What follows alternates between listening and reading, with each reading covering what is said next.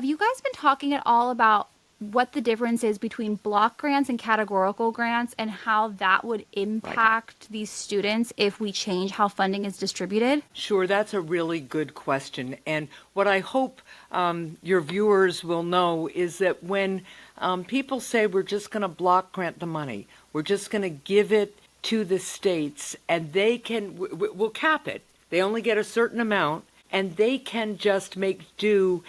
They're really telling you they are going to undermine the funding, that they're going to fund this less.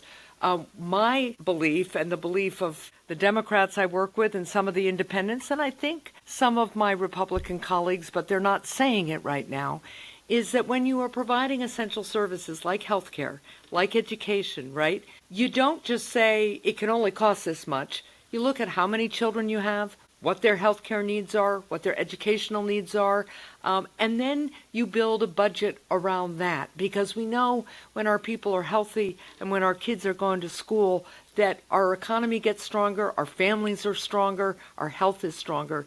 I should mention too just that the budget blueprint right now also, this is all about providing huge amounts of tax cuts for the wealthiest Americans. That's what the Republicans want to do. And in order to pay for that, to give billionaires even more tax breaks than they're already getting, they want to take away health care, they want to take away education funding, and on the health care front, they're talking about drastic cuts to Medicaid. Now that's important for people to understand because Medicaid not only helps our seniors, our disabled kids, people recovering from addiction, but Medicaid supports health services for children, disabled kids like my son, in schools. So when they cut that, they are saying either those medical services in schools go away or your property taxes go up, right? So that's one other aspect I want people to know about. And the other thing that this budget blueprint proposes is cutting the school lunch program. And that obviously, hungry kids don't learn well. And they don't necessarily always behave well. And so one of the best things we can do, when I talk with my principals and superintendents and teachers in New Hampshire, they say to me, we know that when kids can have a backpack of food over the weekend, we have many fewer behavioral issues on Monday morning, right?